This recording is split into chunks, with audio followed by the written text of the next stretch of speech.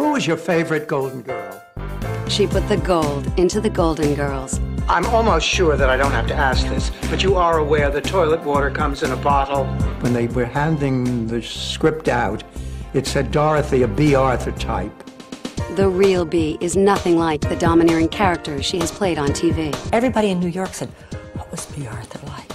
Did you get along all right? You know, she scared you to death? I said, scare? What are you talking about? She's an extraordinarily private person. If you ask me who lives at home in that head, I honestly couldn't tell you.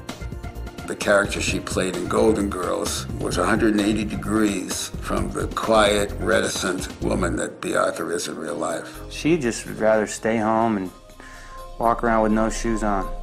She gave up her own happiness to make people laugh. It took a toll on my marriage, on my family life. And hers was a career that almost didn't happen. She said, you have the talent. It's a matter of bone structure. At which point I thought, I'll get even with you, you miserable. Now, with over 50 years in show business, Bea Arthur is getting the last laugh and telling her story for the first time. All in all, I've had a damn good life. She's also singing about it. In his eyes, it just amazes me. Now, the story of a woman who became an unlikely diva. This is Lifetime's intimate portrait of Bea Arthur.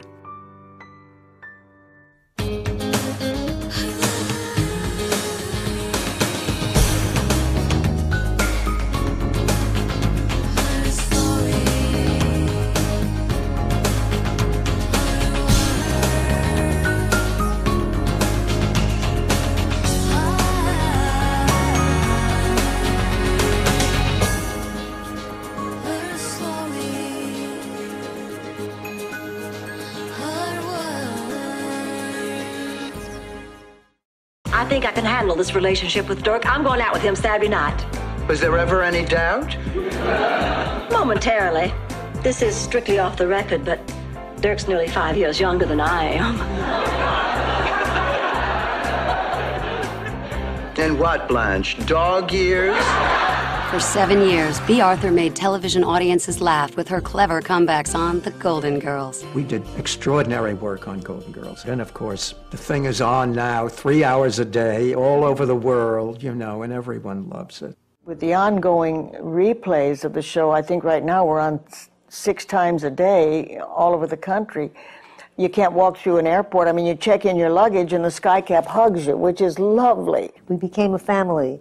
And it's a cliche, but it's particularly true in show business. We had the happiest set. Everybody who came to visit said, all our guest stars said, wow, it's always fun to be here because there's no problem.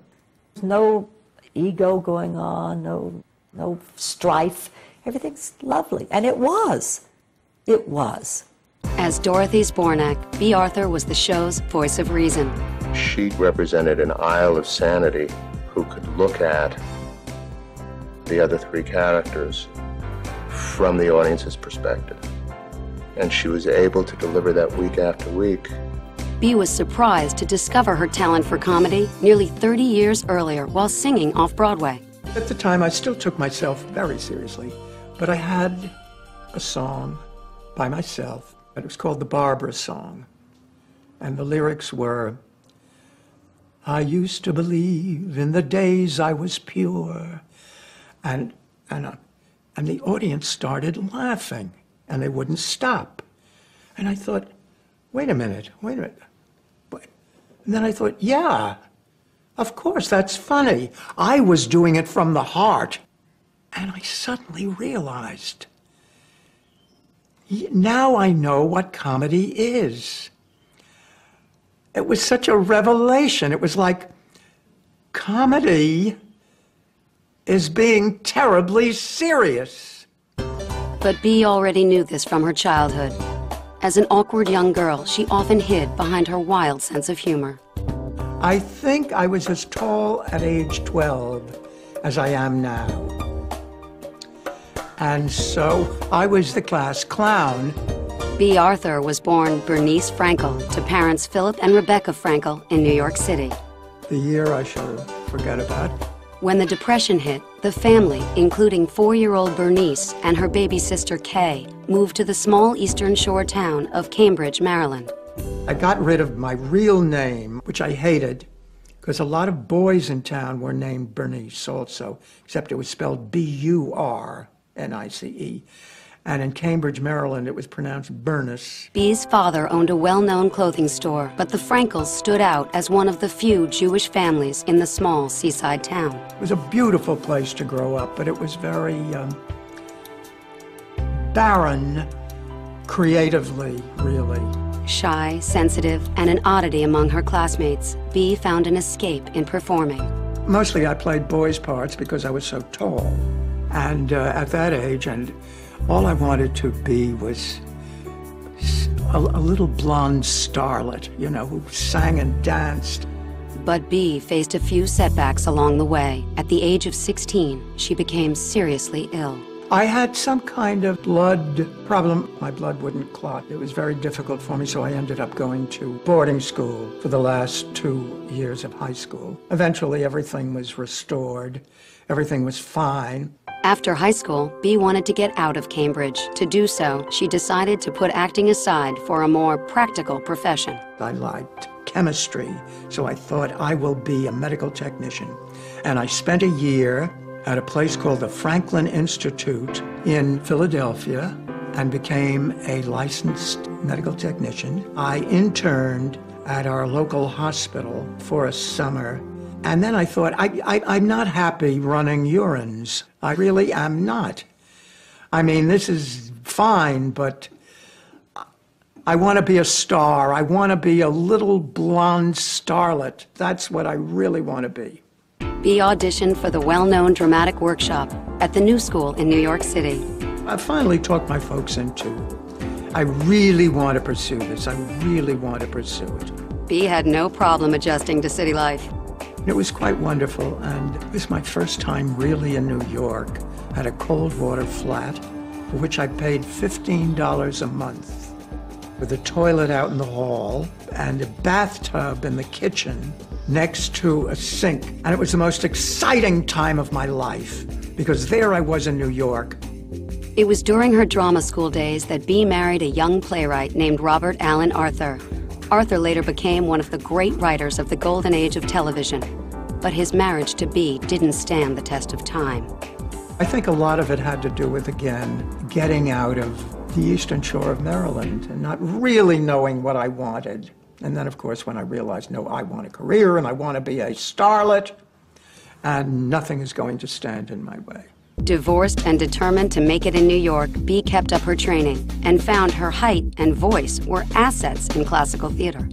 I was this tall lady with enormous breasts and a very deep voice.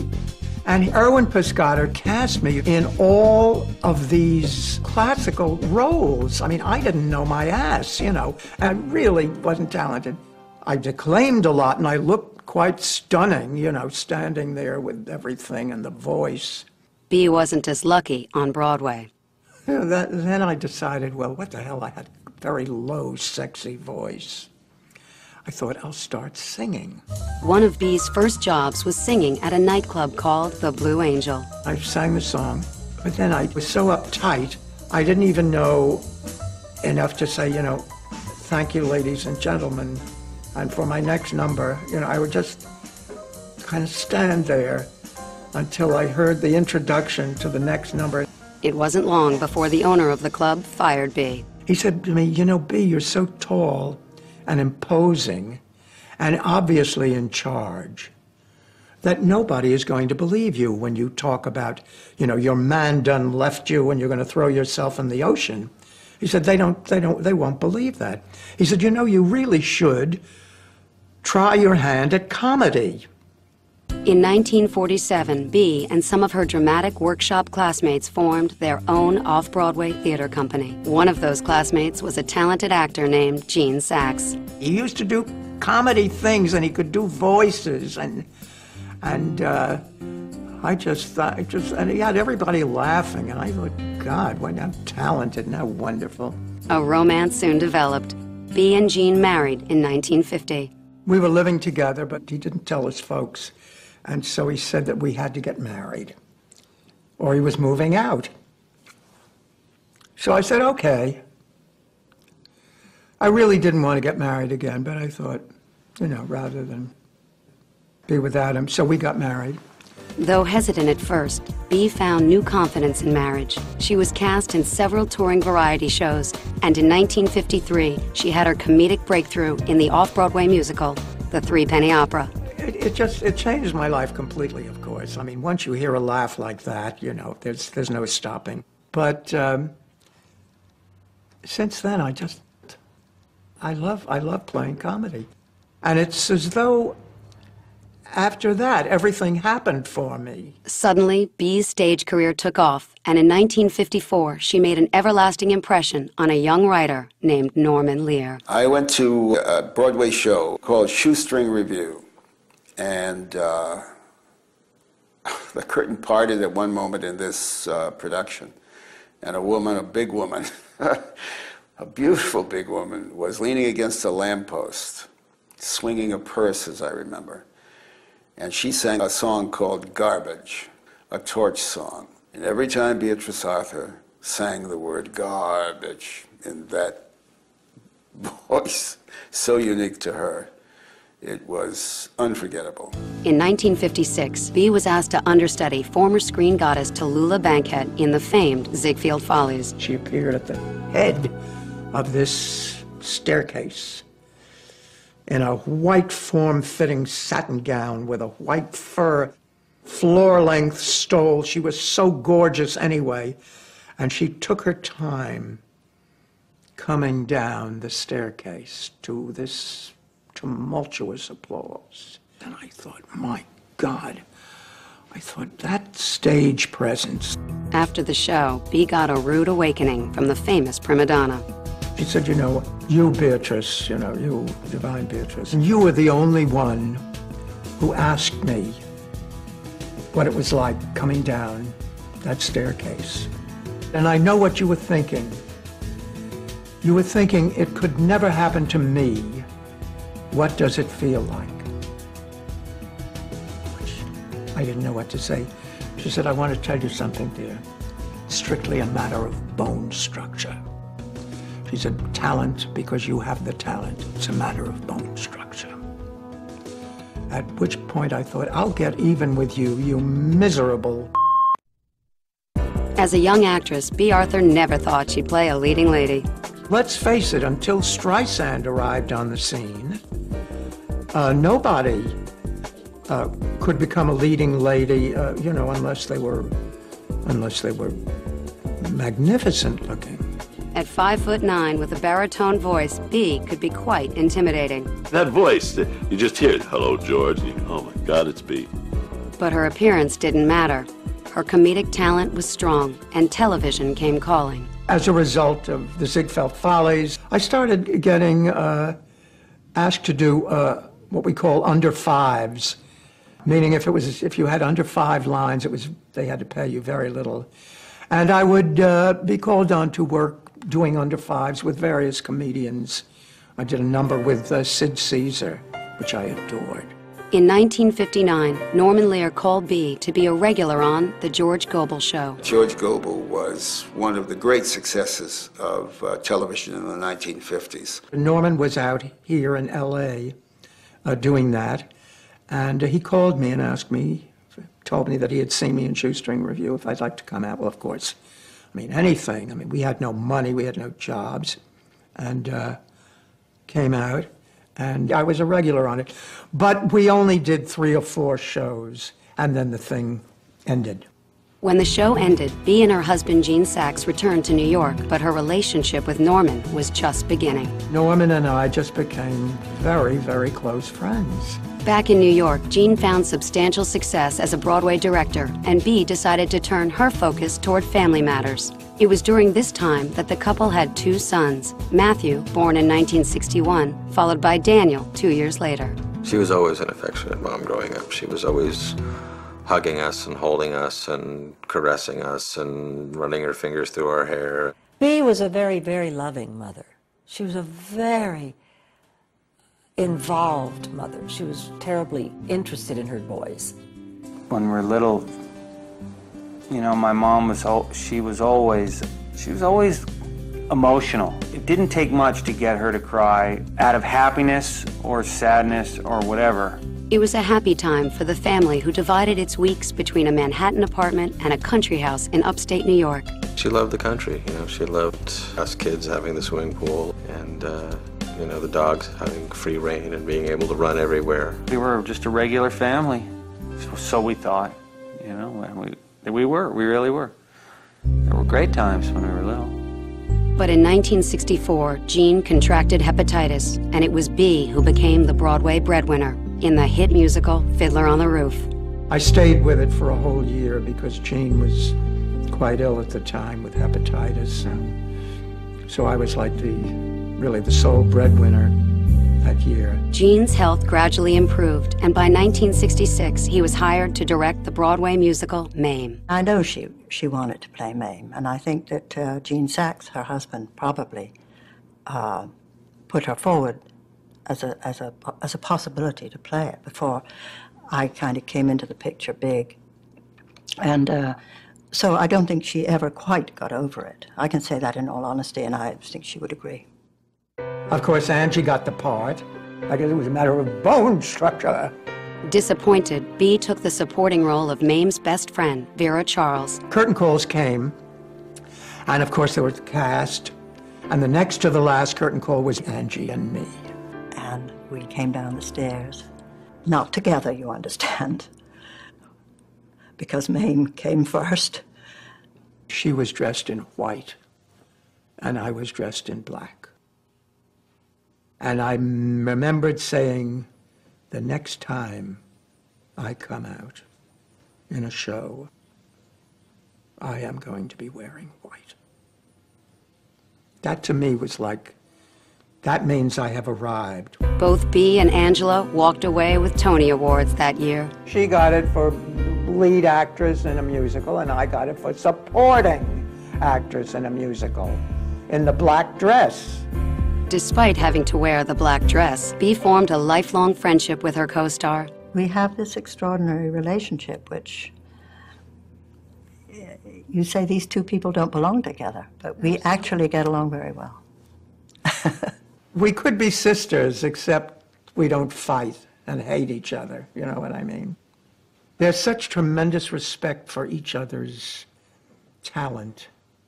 In addition to the friendship, Bea and Jean's creative collaboration brought their family closer together. Gene thought Bea was very, very funny. You know, he always thought she made him laugh. She really did. He was tickled by her.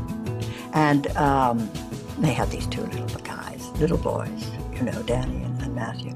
And so they had a family going. Both my parents' careers were really happening, were really doing well. So they were getting big jobs all the time and doing on Broadway, and my dad was making movies. After a year on Broadway, Bea again took time off to be a stay-at-home mom. Jean started to direct films, and in 1971 went to Los Angeles for a job. Bea was set to join him when she got a call from Norman Lear. It was the call that would change her life forever. In 1972, Bea Arthur did the unthinkable. They uprooted us all from New York. She was lured to Los Angeles by her good friend, producer Norman Lear. When he did All in the Family, and it was so very popular, he called me and asked me to come out and play a part. And I said, oh, please. I didn't want to come out. I said, first of all, I don't like flying. And what if if you write something for me and I don't like it? I said, I'd feel terrible, you know, because you're my friend, and I couldn't say no. Bea played Edith Bunker's cousin Maude, a liberal, 5 times married feminist who was the first to put Archie Bunker in his place. I wanted to see him beaten, verbally beaten. Apparently it was the first time anyone had ever spoken back to Archie Bunker. It was very clear to all of us that there was a show in this woman and this character. Norman called me the next day after we did it and said, they're giving you your own series. So out we came. that was kind of changed our lives because we all moved from New York to California. Gene did not want me to take it because it involved moving out to California. You know, and his job, his profession was in New York. But we talked it over, and I think he thought it's too good a deal not to. A product of the feminist movement, Maude was unlike anything previously on American television. She was middle-aged, strong, and opinionated. We've been through an awful lot together. A lot. 6 husbands, you're 2, my 4. The combination of Bea Arthur and Norman Lear was pure genius because Norman had thoughts that only Bea could really convey. We shared a sense of madness. And, you know, you can't be mad in the way I mean mad without a deep, deep understanding of the human condition. And this is what made her so exquisitely funny. The show presented tough issues with sincerity and humor. Vivian, I'm pregnant. But it wasn't without its share of controversy. Norman liked to include in his comedy things that pertain to what was happening in the real world, like chemical dependency, alcoholism, abortion. I mean, my God, that was the first time anybody even discussed abortion, let alone had one. I think the way it was treated was very graceful and real. She was supposed to be 49, and this was definitely an unexpected menopausal baby, and she agonized over the decision. Just tell me, Walter, that I'm doing the right thing, not having the baby. For you, Maude, for me. In the privacy of our own lives, you're doing the right thing. I love you, Walter Findlay.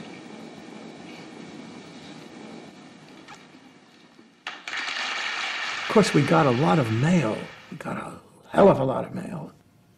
And, but I never felt threatened. The controversial episode made Bea an unwitting hero for the cause.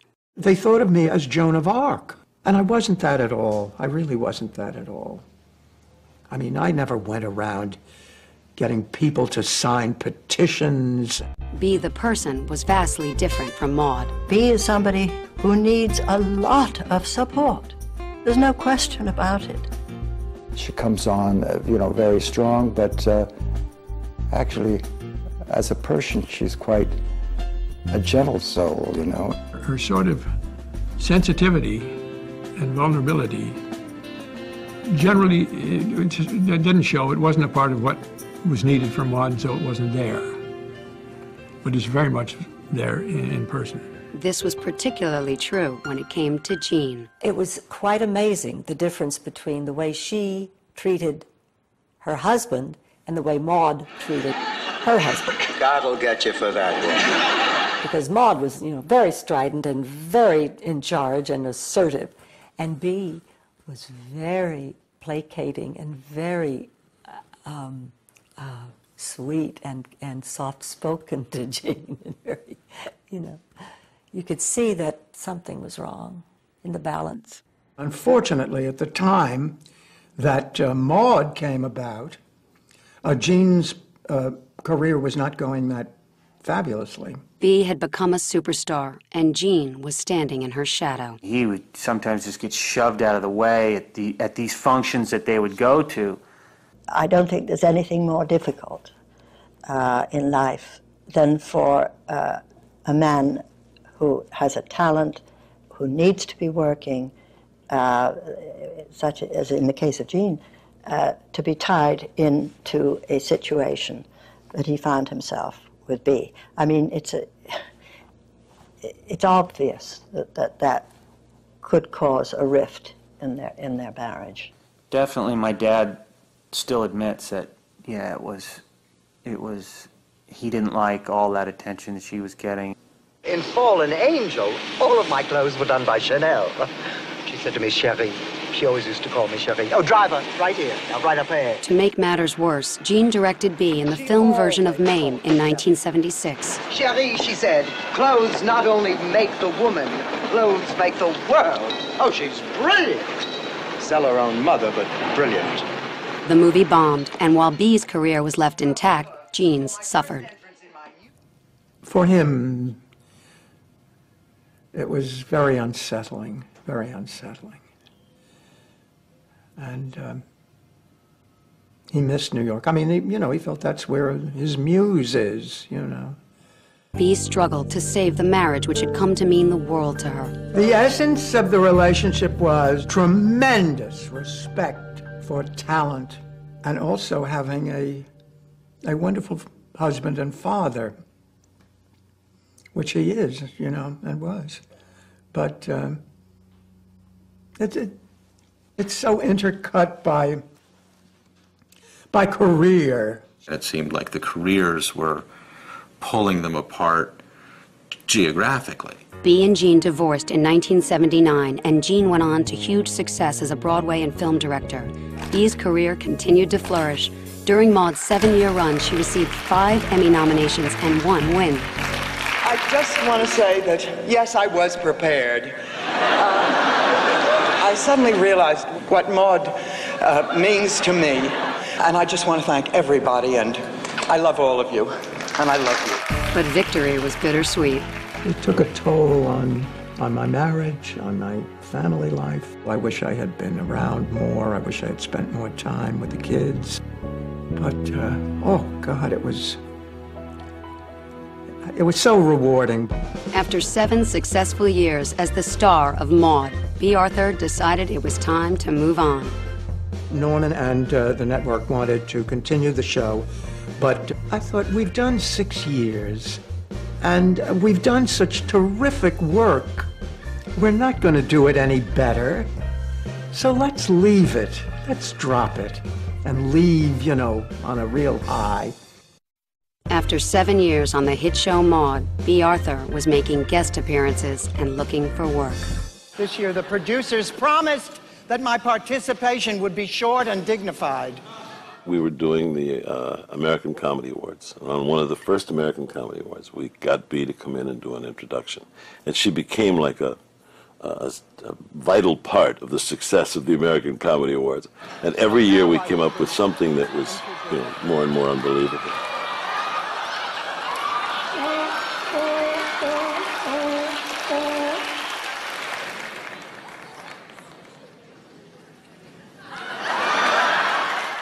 Bea hosted her own television special and appeared on a number of sitcoms and variety shows. I was doing bits and pieces here and there where I would be anything but Maude. Please bless me, Father, for I have sinned. It has been 6 weeks Mother. since my... What? Please bless me, Mother. I am Mother Ann, the first woman priest in this parish. After another go at series television in 1983 and a brief return to Broadway, Bea got a surprising call. An agent that I had at William Morris called me and said, what is this? I hear you're doing a new series. And I said, no, what are you talking about? He said, yes, it's something called Golden Girls. I said, never heard of it. But I finally realized later, it was when they were handing the script out, it said Dorothy, a Bea Arthur type. The Golden Girls was about the lives and loves of 4 women of a certain age living in a Florida retirement community. We don't see women of a certain age unless they're playing an adult's mother. They're characters, but they're not front and center. Honestly, Sophia, to hear you tell it, you'd think all we do is fight. Hey, I didn't say all we do is fight. We also talk about sex. The producers needed to find 4 older actresses who could pull off the show's racy humor. The man of Blanche's boudoir. It's a calendar.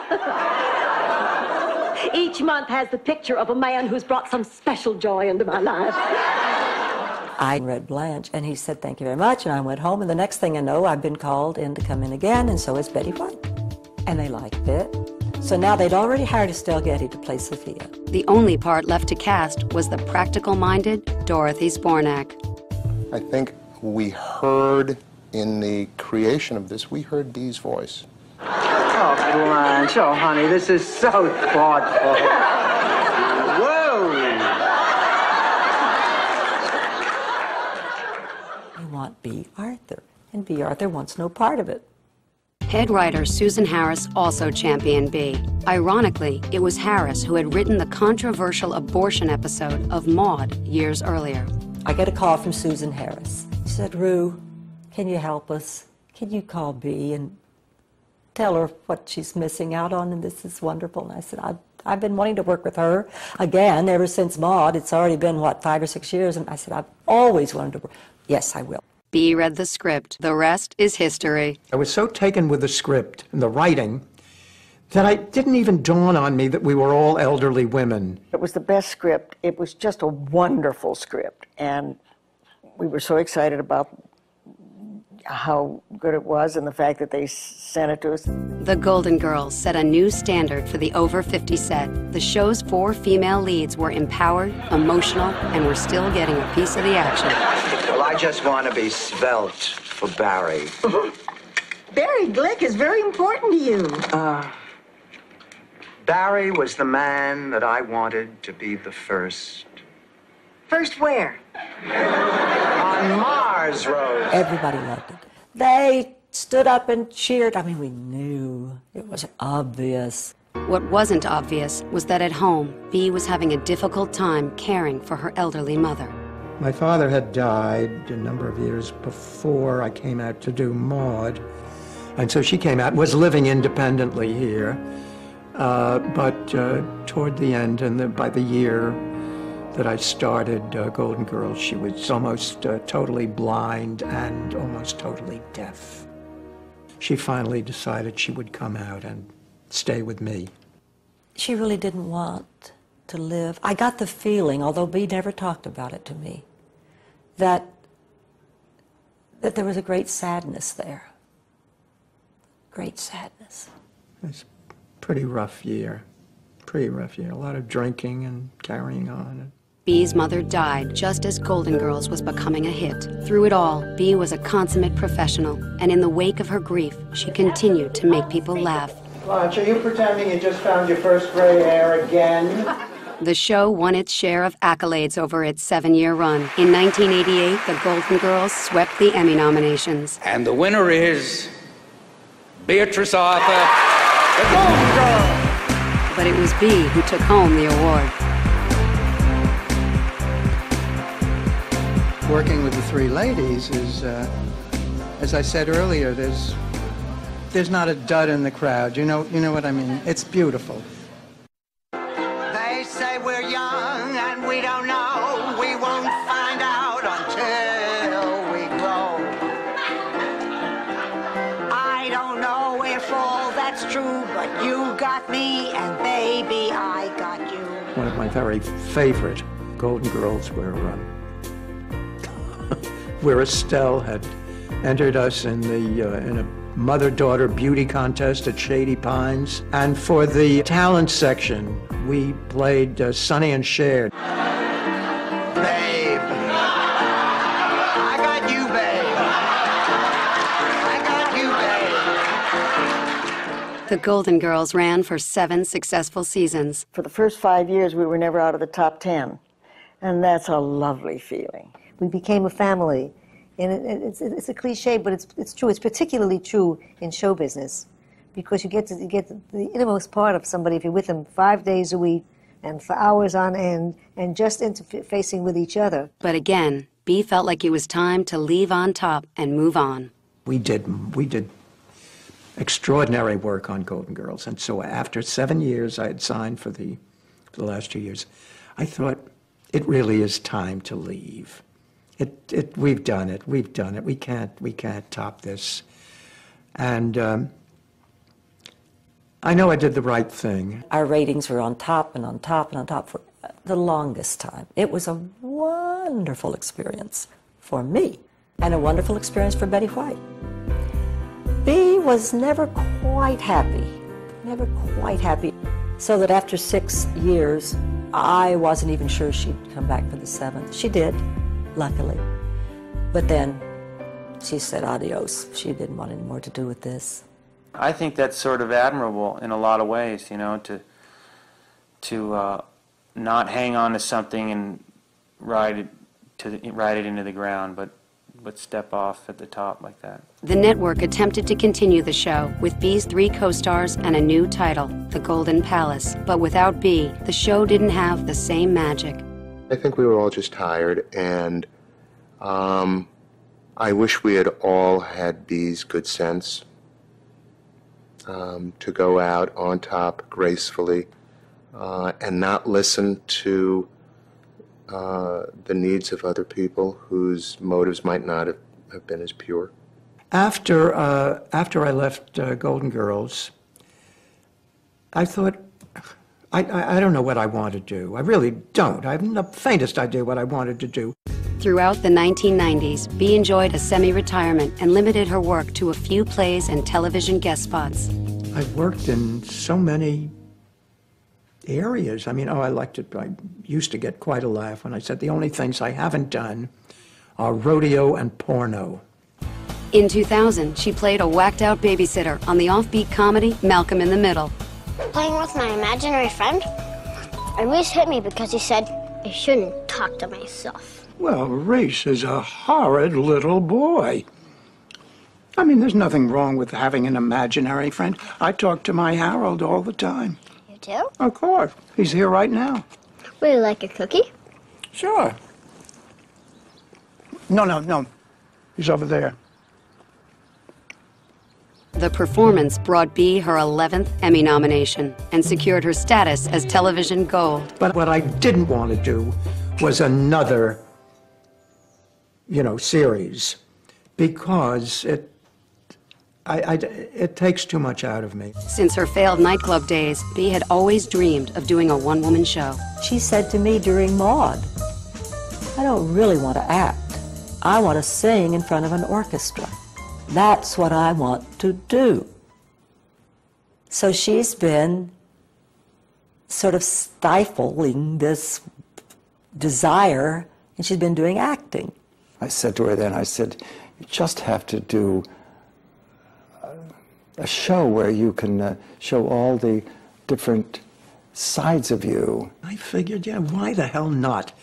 Rather than wait around, so I don't want to do a series, and rather than wait around for another fabulous role, like Gypsy or something, that let's do something on our own. So Billy and I, over a number of years, put together a one-woman show. She enlisted the help of her good friend Billy Goldenberg, and together they created a show of songs and stories from Bea's life.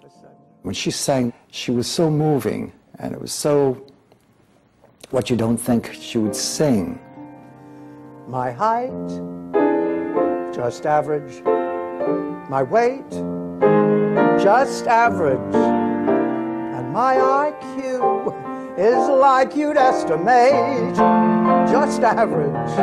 Now, with this one-woman show, she got to do a little bit of narration and tell some jokes, a couple of really raunchy ones by my standards, and do some songs throughout her career. Through song, Bea has shared stories about her early days as a struggling actress in New York and her rise to television stardom. I think we hit 32 cities in a year. But then we went to Broadway, and it was wonderful, wonderful. It's amazing when you think, oh yeah, Mom's a great singer. Mom, I forgot, she doesn't only make good sandwiches. She makes whole auditoriums of people stand up and applaud.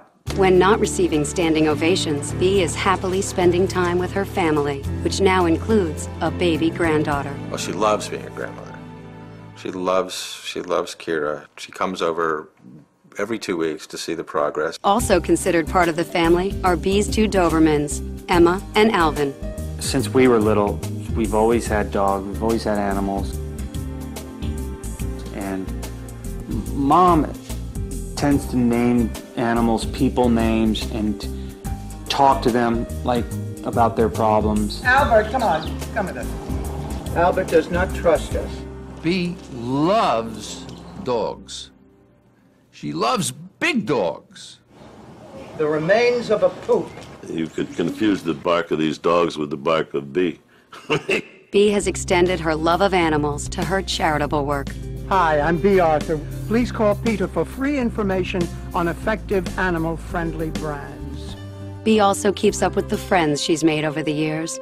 I don't have the words to express how much I love that woman and how much she has given me, because in addition to making a very successful show, which she and that great company made, she personally has caused me to laugh as I've never laughed at anyone ever before. Bea is one of the most loyal people that you'll ever know.